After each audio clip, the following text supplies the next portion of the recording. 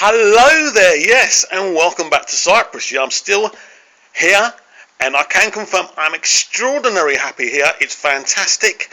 And guess what, UK? It's going to be really cold for you next week. And it's a bit cloudy here because we are in like mid-November, but it's still like 18, 20 Celsius. So it's A-OK, it's fantastic. I can watch English TV now. I've got the internet, I've got Facebook. I'm McMeaners on Facebook, of course, just let you know. Geektastic555 on Twitter. So what do I want to talk about? Well, of course, it's only 6 days to go to the Day of the Doctor, the 50th anniversary special, next Saturday at about 10 to 8 on BBC One and BBC One HD. Already ordered the Blu-ray. This is a massive moment for all Doctor Who fans, but of course, it's not just Doctor Who fans that will be watching next Saturday. The world is watching. This is an event. This is massive. And everyone will be watching this special episode. It's like a big blockbuster movie. We're all going to love it. So many theories. So many things. Nobody knows what really is going to happen. I think there are some twists and turns. I certainly believe that Gallifrey will return. Get my words right, but I do believe Gallifrey will return and the Time Lords will return. And I believe this is the new narrative that Stephen Moffat's talking about. I do agree with Stephen. I do believe that it is time for a new narrative because we're just going through along the... Now, it's great, yes, Doctor Who is a fantastic concept. The Doctor and his companion travelling in the TARDIS from place to place, having adventures and all of that. I love it. But we need to kind of open things up a bit. We can't just have the Doctor with a young, gorgeous companion every year, where it's all kind of, in the sexual inferred stuff and all that. Yeah, it's all fun, but it's boring as well. We need to change it up a bit. I'm so delighted that we're going to have an older Doctor now. I mean, I've been reading a few, chats online and everything about, a couple of teens saying things like, oh, the Doctor should be hot. He shouldn't be an old guy like Peter Capaldi. It's a joke. Just imagine having the attitude that you believe the Doctor has to be played by a hot actor.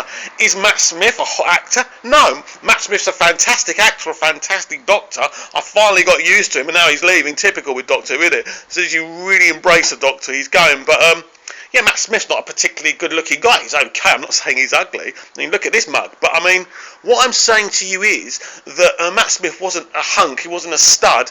Yeah, he's young, and that's great.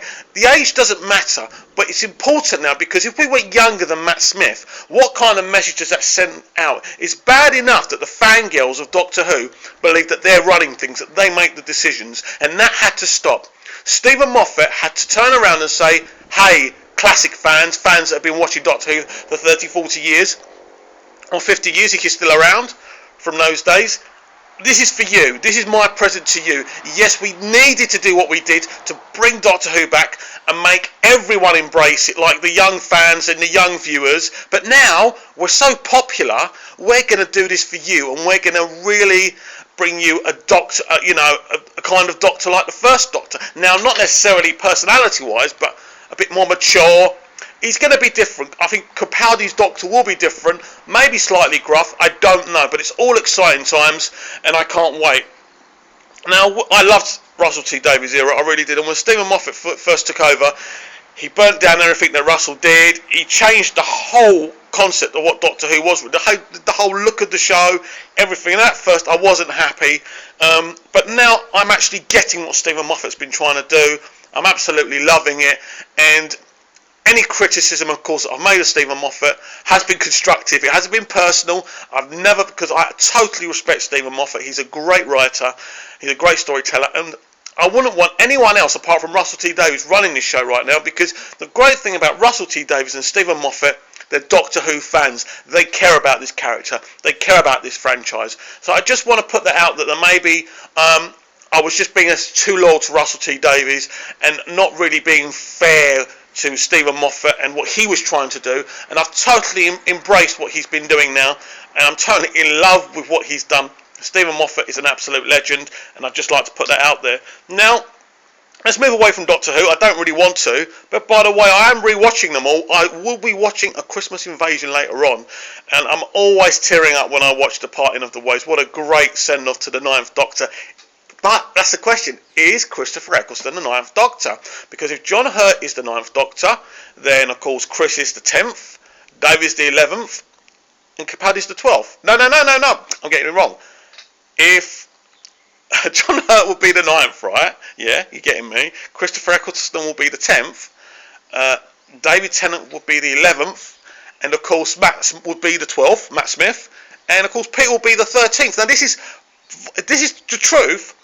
This is what, if I'm right, or this is what people are saying, if Peter Capaldi is the 13th Doctor, there's always been this big thing where the Doctor's only got 13 regenerations.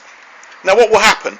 Well, next season, that means we've got an amazing season where the 13th Doctor will be rushing about to save himself, to try and find this elusive next generation, 14th regeneration. How will he do it? There's so many theories. Some people say that River gave all her regeneration power, which means he can keep on regenerating like forever. A couple of years ago, the BBC did make an official press release saying the Doctor is immortal. So, I mean, according to some people, Stephen Moffat has said that he is going to deal with this, and it's still there. He hasn't wiped it away. I think it's important to the fans, because Doctor Who's who's come back 2005 isn't a new show. It isn't a reboot. It's actually a continuation of the classic series, as people call it. But of course, it's not really a classic series. It's all the same thing. And I mean, I only started watching Doctor Who when Peter Davison took over. I was turning over the channels one day, literally, Tom Baker's falling off this big tower. Then the watcher goes into Tom Baker. He becomes Peter Davison, and my obsession with Doctor Who begins. Always loved Doctor Who since then. I don't have access to all the classic episodes, I'm afraid. First of all, I can't afford all the DVDs. It's hard enough buying all the new episodes, never mind doing that. I would love to do that. I want the whole collection so I can watch. And obviously there's still missing episodes. So once it's all sorted out and I've got a bit more cash, I want everything so I can go from an unearthly child right up to the modern day, so I've watched all of Doctor Who. I know what it's all about, because there is a lot of stuff I don't know about Doctor Who, and I'm a big fan. I love it. But I mean, just because I don't know everything doesn't mean I'm not a loyal fan. It's difficult, but I'm absolutely obsessed with this character. I love this character, and I think what he stands for is something amazing. And this Saturday, I'm going to be absolutely proud with all of you, every single Doctor Who fan, to watch it and see how the Day of the Doctor unfolds. And of course, I still have a theory that I'm not getting my words out. Sorry, Mr. Capaldi. Peter Capaldi. I have this theory that Peter Capaldi will show up in the Day of the Doctor. I did have a further theory that maybe Matt will regenerate into Peter, but surely not. Surely we haven't been lied to yet again. But I love the Moffat lies, because they're all for our own good. It's so we don't get all these spoilers, and we actually get a few surprises, don't we? So moving away from Doctor Who, definitely this time, I want to talk about what's been going on with Danny Dyer and these comments he labelled against Emmerdale. Danny Dyer has joined the cast of EastEnders full time. I do believe it's an ill-conceived appointment. I believe that Danny Dyer is not used to doing working the schedule of a soap. He's used to doing films. He's not used to working that hard. And with him being the landlord of the Vic, he's literally going to be in most of the episodes. So that's one thing. But what we saw, let me start from the beginning. Danny Dyer was in an interview saying that basically that he's been brought on to make EastEnders more popular, change things up a bit. So he believes he's vital to the whole cause. He's been brought in to get ratings up. There's no question about it. But then he says we're being thrashed by Emmerdale, and then he said, he goes, basically it's a soap about a farm. He goes, I'm not trying to be disrespectful, which basically he was. It's just about a farm, so it shouldn't really be beating us, or something along those lines. And of course, a few of the cast members of Emmerdale have kind of barraged him on Twitter.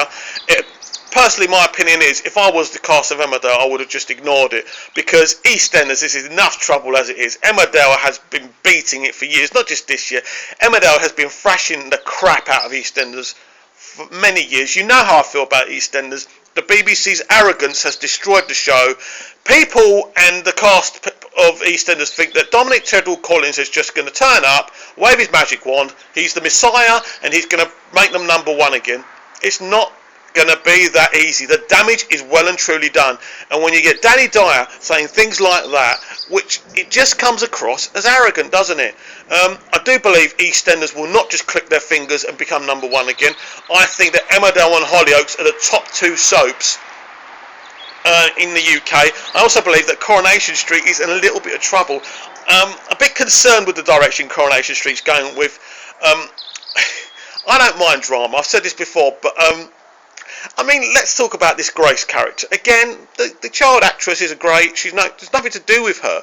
But I mean, what's the point of her? Is she just a kind of like a tool for us to develop the Faye character, or is she going to have parents? Is she going to have a dark story, a history? Are we going to know about this character? If that's the case, then bring it on. I want to know more about Grace and keep her in the show. But if this is just a tool to develop Faye's character, then I'm really not interested at all. So my opinion basically on the Danny Dyer comments, ill-conceived obviously, but if I was working on Emmerdale, of course you get upset, and I mean, a couple of the cast have said, we should all stick together as soap actors. That's a load of, I mean, okay, you could be mates, but it's a competition. You're working against each other to be the more popular soap. Of course you could be friends, of course you could get on, of course there should be manners, but in the end of the day, I just think he was just being playful. I don't think he meant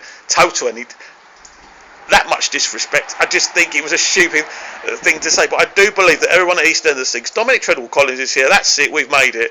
And I think they're going to find it's not going to be that easy.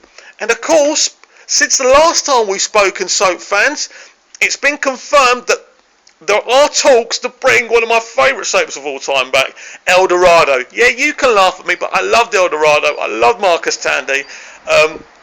When it first started, of course, it was very slow, and they spent a lot of money on it on the BBC, and it didn't work out. But then when the late Corinne Hollingworth came on board, she did wonders. She really turned it around and put Marcus Tandy in the forefront, and it was an amazing show. And I think the BBC were cowards to cancel it in the end, because I think it started to do really well. So if it is coming back as a daytime soap, which is the rumour, I'm really excited. I know Jesse Birdsall's doing brilliantly as a regular on Hollyoaks, but he has to be involved. So fingers crossed with El Dorado. I think we've covered anything. If there's any breaking news, of course, I will break it to you on Facebook and Twitter.